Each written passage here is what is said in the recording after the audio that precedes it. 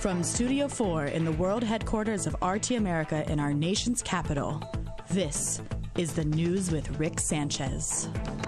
Good evening. Tonight there is a major follow-up to a story that we have been covering for you. This is where this is happening. Look at these pictures.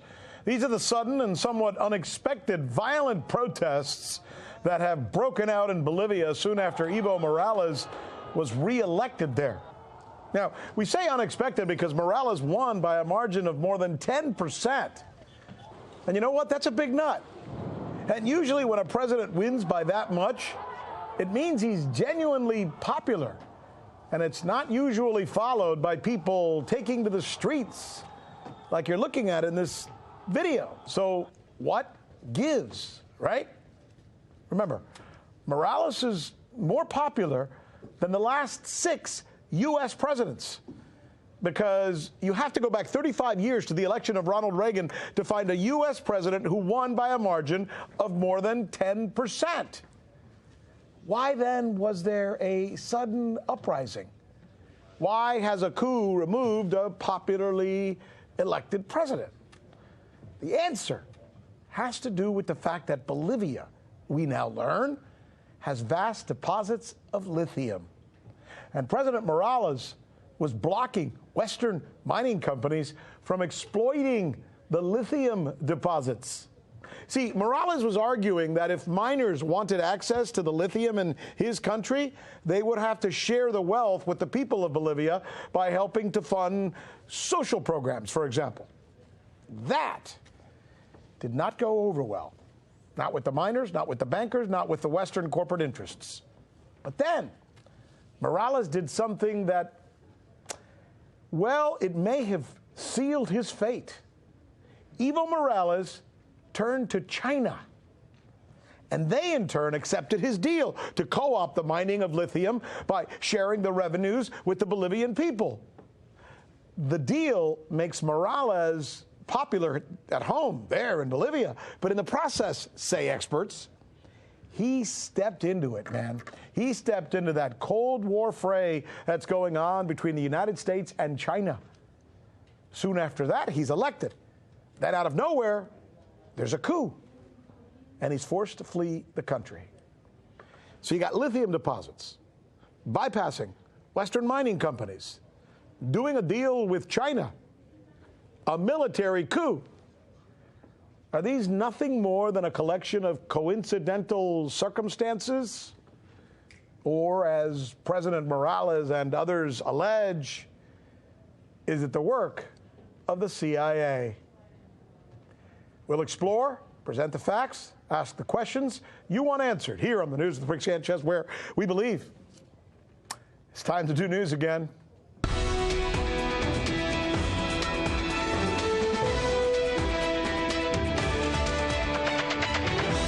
Here's the list of the questions we think you'll be asking tomorrow.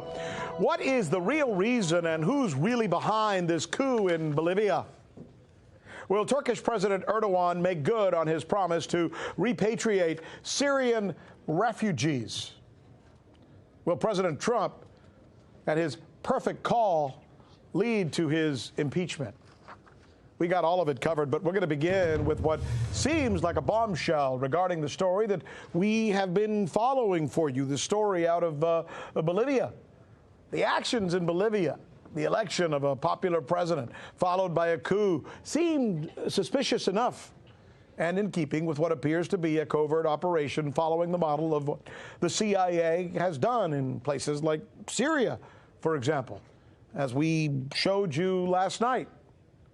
But now, with revelations of huge deposits of lithium and a brewing deal with China, the story seems to have shifted, right?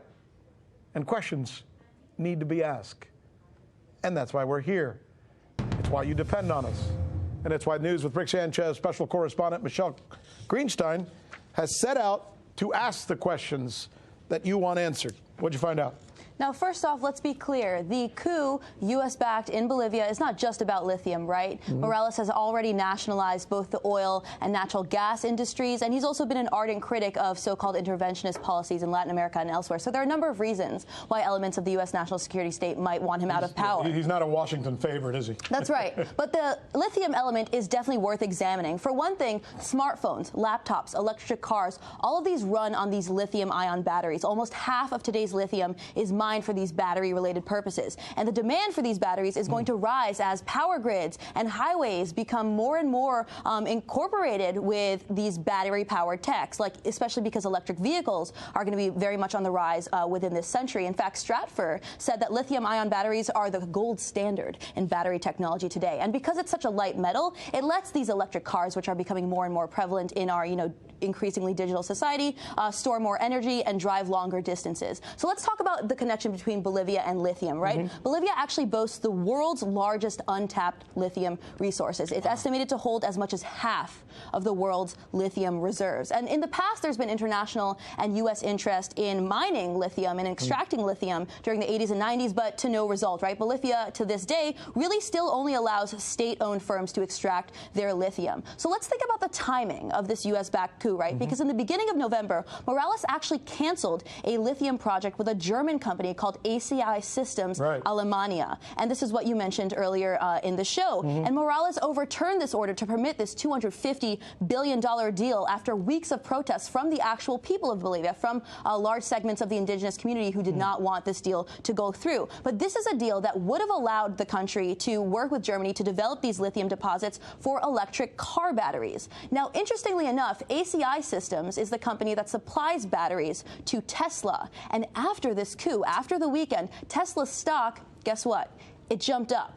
So Tesla stock rose on Monday. And then on Tuesday, Elon Musk tweeted this. Let's take a listen. He said, here he is saying that he's going to have this new gigafactory being built in Germany just outside of Berlin, and also that this new facility will build batteries, powertrains, and vehicles. Alluding to the fact then, based on what you just said, that this new government that may be installed by the West in Bolivia will now do the deal that the West wanted. Right, will perhaps be more open to that deal. Exactly. And it's interesting because we have to think about the big picture here. I mean, if you're looking at where the digital economy is going in the next few decades, smart vehicles, the smart grid, all of these technologies are going to be relying more and more on batteries, right? They're all battery powered. So the German Mineral Resources Agency actually just came out with a report saying that the demand for these lithium batteries for electric cars alone could rise up to 33% every year until 2025. And the World Economic Forum's Global Battery Alliance just put out a report 2 months ago saying that with this steep increase in battery demands, the lithium supply will need to increase 6 times between now and 2030.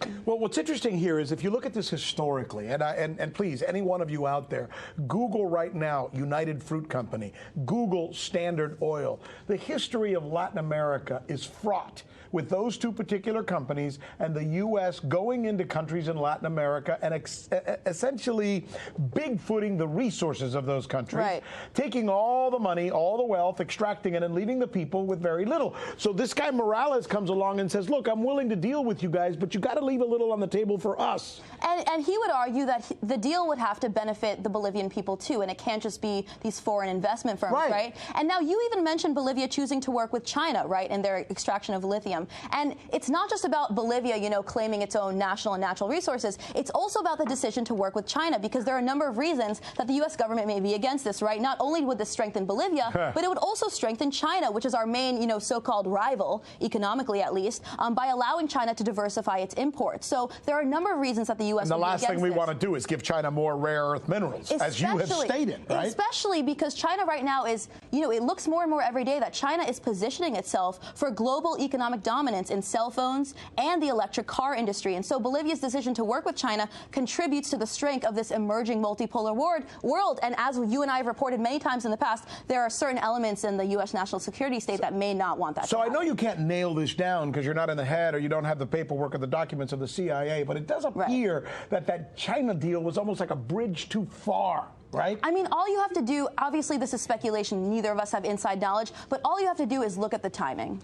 Exactly. And it certainly looks like somebody made a decision to take him out, and he's out.